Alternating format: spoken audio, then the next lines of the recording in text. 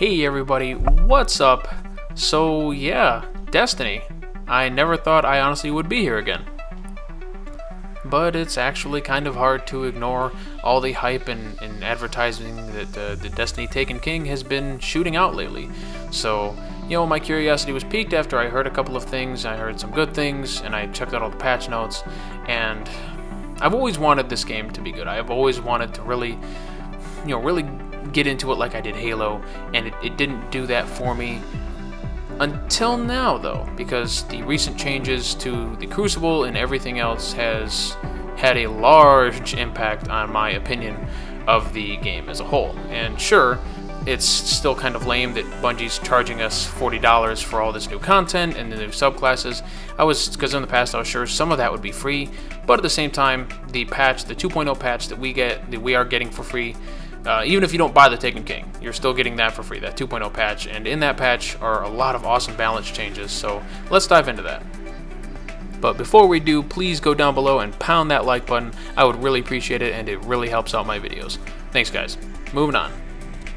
Some of the biggest changes in patch 2.0 are some of the best that I have always wanted to happen in Destiny. So for example, the shotgun nerf, the shot package and rangefinder perks have been nerfed really hard, and while shotguns still feel powerful, you definitely can't snipe somebody from, you know, 20 feet away like you could with a perfectly rolled Fellwinter's Lyre and such.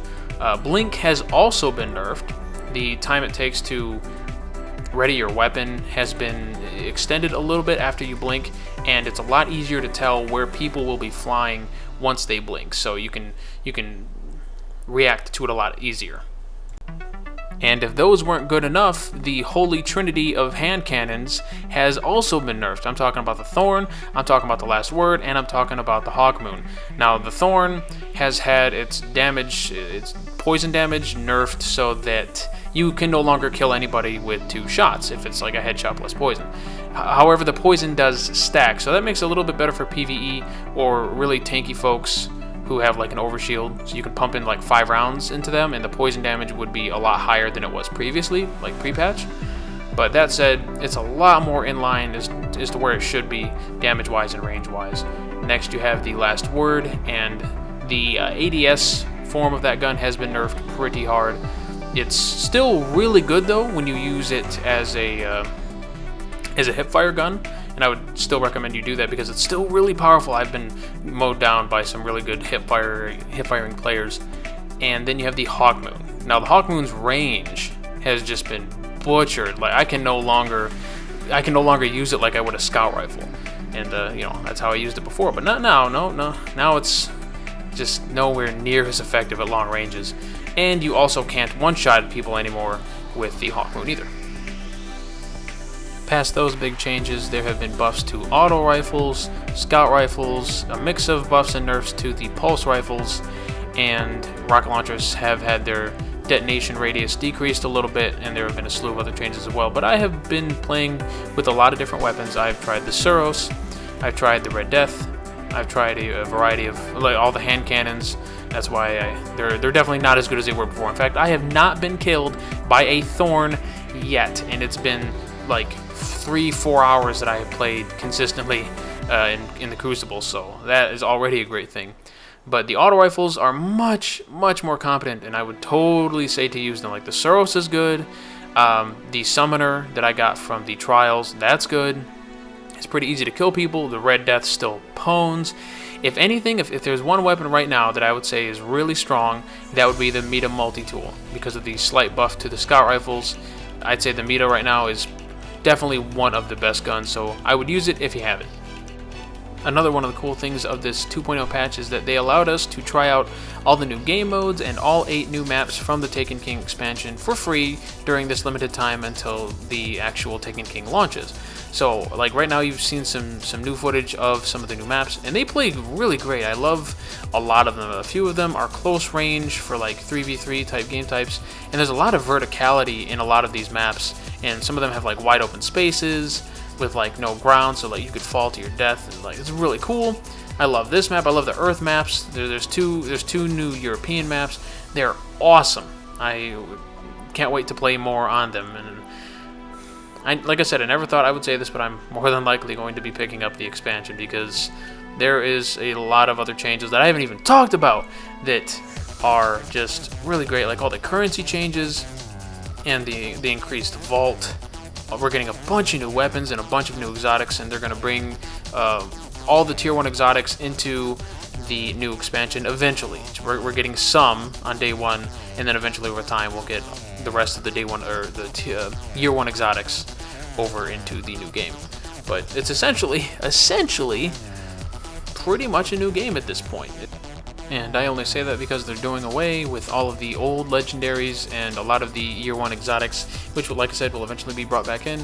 But as far as the old legendaries, no, you will not be able to upgrade those to Taken King levels of power.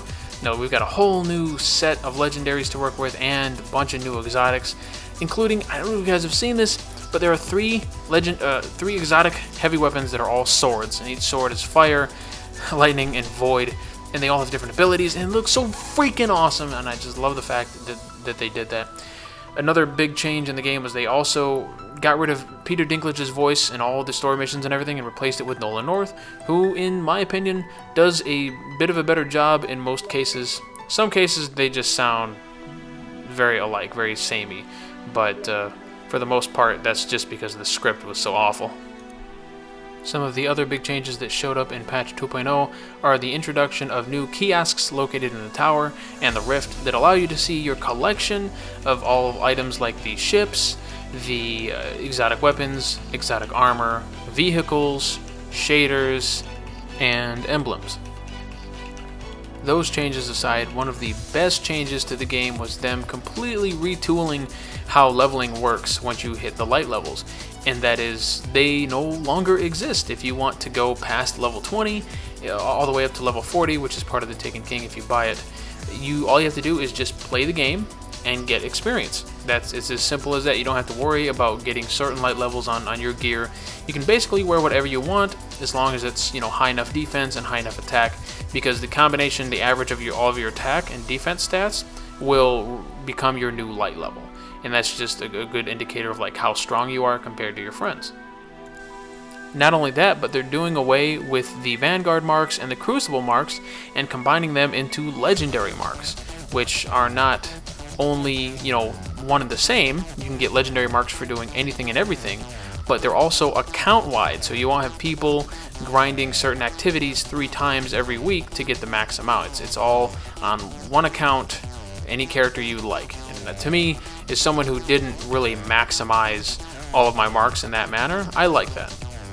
Either way you look at it though, these changes are great for the player, because what this means is that you will no longer be punished for playing a certain activity and not wanting to play the other activities. So if all you want to do is play Crucible, then you can, and you can get everything you need to get in order to continue to build your character using legendary marks. Or if you just want to do strictly PvE and not have to worry about Crucible marks, you can do that now, and that is awesome to me. These changes overall, just in patch 2.0 and more than likely in the Taken King itself, are exactly what I have been wanting out of Destiny since day 1.